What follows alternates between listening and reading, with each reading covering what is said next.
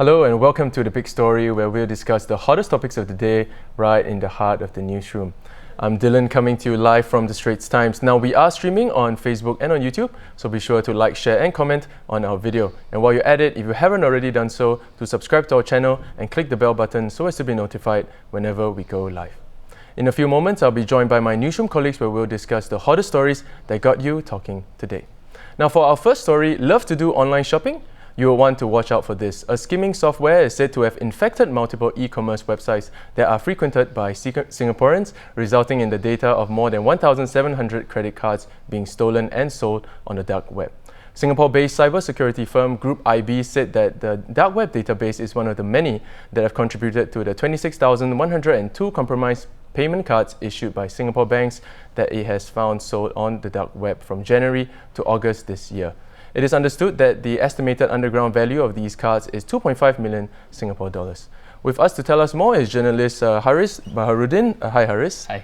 Welcome to the show. Now Haris, this is very scary news. And how did the hackers actually manage to do this? Okay, so what we've seen here is the use of this malicious software called JavaScript sniffers, or in short JS sniffers. So what this software does, it acts like a digital credit card skimmer. So a skimmer is actually a small device that's attached to an ATM that intercepts bank card details. So what we've seen here in this JS sniffers, it works like that. So what you do is, what it does is it interrupts a communication between the user and the payment service to get data like credit card numbers, passwords, names, and all sorts of other details too. And I think what's the scariest thing about this is that, based on what experts are saying, all it takes is just a few lines of code to be injected into the target system for these hackers to actually start getting this data. Oh wow. Yeah. So, I mean, in your report, you actually mentioned that Group IB revealed that 26,000 payment cards have been compromised from January to August this year alone. That is certainly a big number for 8 months. Yes, it is. So why is it that not much noise has been made yet about this? Yeah, so several people have asked me this, how come the number is so big, but we don't see like a spike in complaints about that. It could be the case where people just don't know that their data has been stolen. Yeah. So unlike, when your car is stolen, or when, let's say, your wallet gets pickpocketed or something, immediately something's been stolen from me. Yeah. But with data, it's a bit different than that, because you only essentially know your data has been stolen when it's being used. It's not so direct. So in the case of, let's say, your credit card details, you only know when your data has been stolen when these bad actors have actually used it. So it's also well worth noting that the dark web it's very well hidden, so you can only access it if you have certain software and certain credentials. So by virtue of that, the buying process and the way your data could have flowed into the dark web or into all these people is also quite hidden. So I think unless the person who has stolen your data or has bought it off the dark web starts using it, you probably have no way of knowing that the data has been stolen in the first place. Whoa, scary stuff. So, I mean, it's impossible to ask people to stop making online transactions. I mean, I think everybody out there has, some form of another have actually, made transactions online. So, but I mean, moving forward, what do you think we can, people can do to minimize the risk? Well, there are a couple of things that you can do moving forward to make sure your money and your data is protected. One of the things that experts have told me you can do is actually to have a separate bank account just for e-shopping and shopping online. That's very useful. Yeah, because that means that you would top up this account only when you want to transact online or buy something online, which means that even if that particular bank account or that card number and password gets into the hands of bad actors, they can't take your whole life savings. It's only just a specific amount. Some have also recommended me to use prepaid cards, those stored value cards you see being sold from maybe Apple or like Google App Play Store. Yes, those kind of things. PlayStation Network even has some, I think. So because those are just those prepaid values only, and they don't have any links to your bank accounts. But I guess there's some limitations in the sense that for prepaid cards, like you said. I mean, we know like the Apple Store has that, Google Play, but it's not a lot of popular thing retail in shops. Singapore. Yeah, and I think a lot of retail shops don't really have a lot of prepaid cards, right? Correct. And this culture of using prepaid cards is, I think, it's more prevalent in maybe the US or overseas, not really Singapore. I don't think many of my peers or my friends actually buy stored value cards to buy apps on the Apple Store. It doesn't work that way. Yeah. So some also say that using credit cards is actually quite safe too, because what happens is that you can actually dispute any purchases that you make. So when your statement comes in, you can actually analyze and see, hey, hang on, I did not spend money on this.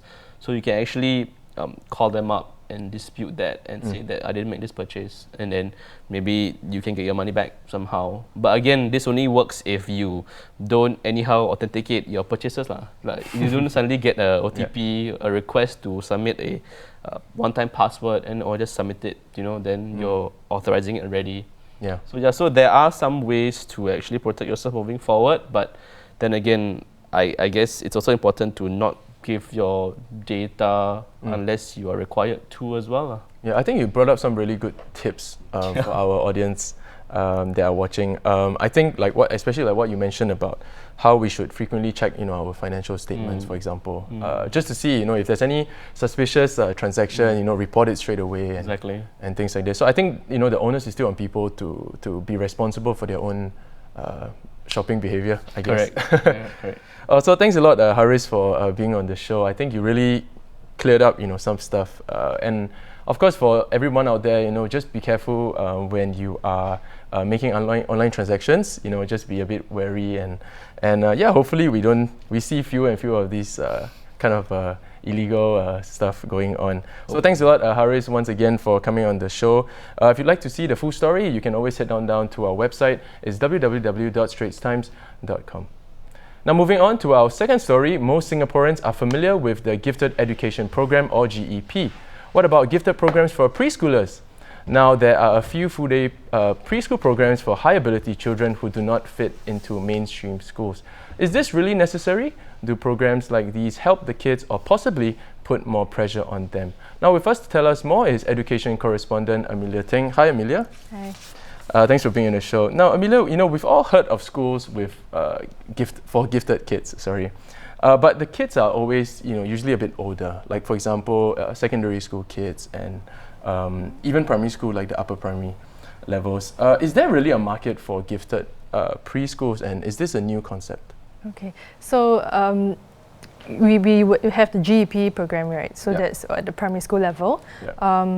But increasingly, there's this niche market for gifted preschoolers, gifted young children, and just as how these brighter kids at the O levels would get very customized help through the GEP, it seems that there are a few enrichment centers, some education providers who are also jumping in at the preschool level to get gifted kids, seemingly gifted kids with IQ of about 120 and above, to get into these schools. So it's not quite at the same level of customized help as the GEP, but they would come up with lesson plans, activities that are more tailored to gifted at a gifted level, a lot more broader and deeper than what mainstream preschools would cover.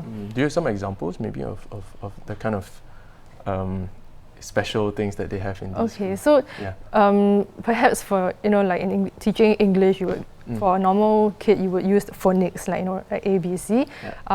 In some of these schools, they may use general knowledge to teach the language, so they won't go back to foundational things like ABC because the kids are really beyond that. So they would use a lot of broader things. They use topics that are more relevant outside the classroom, things like even music, or they would try and interweave different topics like Shakespeare or Bach to teach something that is seemingly basic. Yeah. I mean, how would kids? I mean, okay, all this is it sounds very good in theory, but how would kids actually qualify to be in gifted preschool? I mean, considering that they are so young, I mean, they go to preschool at 4 or maybe nowadays even 3. 3. Yeah, even 3. Yeah. I mean, is an IQ or placement test even accurate at that kind of age? Yeah, I think in the past, parents were more or less quite hands-off in children's education, but now they're a lot more involved. So if they sense that the kid seems to be showing signs of giftedness or seems to be a bit like special or ahead of his peers, right? They would typically send the kids for like IQ tests, send them to psychologists to see whether there's anything different, and that's how they get the IQ results lah. And usually when they approach a preschool, they already have the results on hand. So they're just asking the preschool whether you can take in my this gifted child. So 120 and above is the typical definition of gifted. Most of us, our IQ is around like 80 or 90 to 110 lah, and 100 is the average. But there's this gifted education provider, which was in the story that I wrote earlier, which has a screening test for the kids. So you can't just like show you can't, not interview, you can't, but you can't show the test. They want you to take an extra test to make sure you are really gifted, and to see where the profile of interests or strengths or weaknesses that your child has lah, so that they say that they can help you to customize learning even more. But there's a lot of controversy actually about IQ tests and debate about whether they're really accurate at such a young age. So as I was doing the story, there were different pools of research lah. Some people think that IQ is not fixed and it can evolve over time as you get older. Oh, like so, improve. So there's some hope. But some people think, so they think that these people would think that you cannot measure intelligence so young, and also IQ tests only measure a very narrow definition of intelligence, which is cognitive, which doesn't measure social, emotional skills, a lot of other things like emotional regulation or that. I can't really wrap my mind over the fact that someone so young can take part in an IQ test. I mean, to me it's like, it's really wow. I would be scared to do an IQ test if I was 4 years old or something. So I'm really impressed by these kids. But I mean, moving forward, what do you think? What's somewhat advice that you think we can give to parents who have gifted kids or who think their kids are gifted? I don't mean that in a bad way, but in a good way. What should these parents do?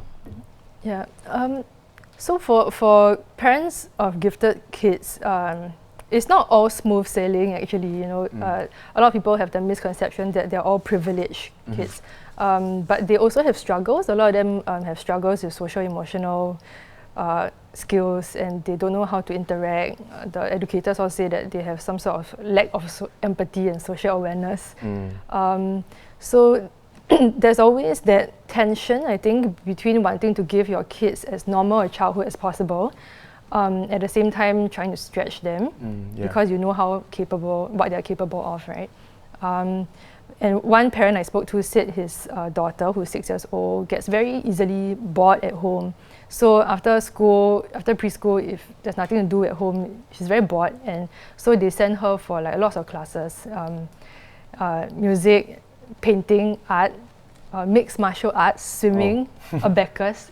So when I heard, I was like, just like a holistic. They want her to develop holistically. They don't want her to be too bored. They want her to be occupied and engaged lah. But at the same time, if she says that she's stressed, they will immediately pull her out. So they don't want to push her lah.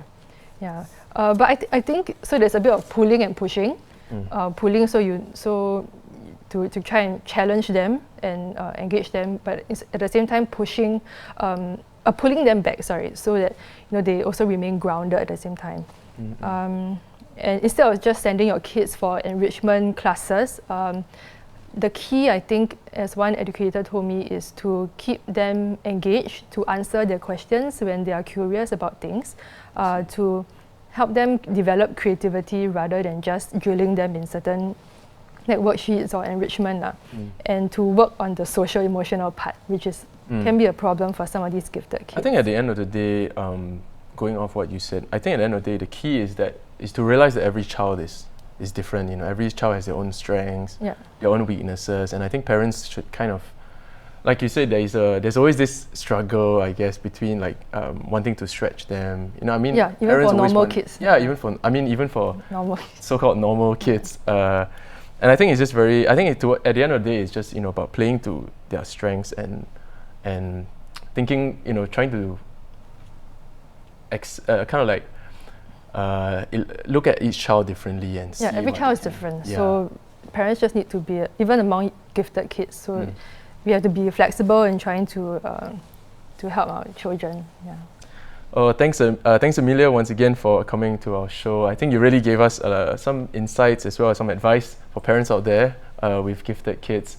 So yeah, to find out more about this story, you can always head down to our website. It's www.straitstimes.com.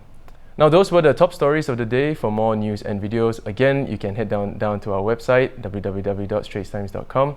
And once again, I'm Dylan, and join us tomorrow for more stories on The Big Story.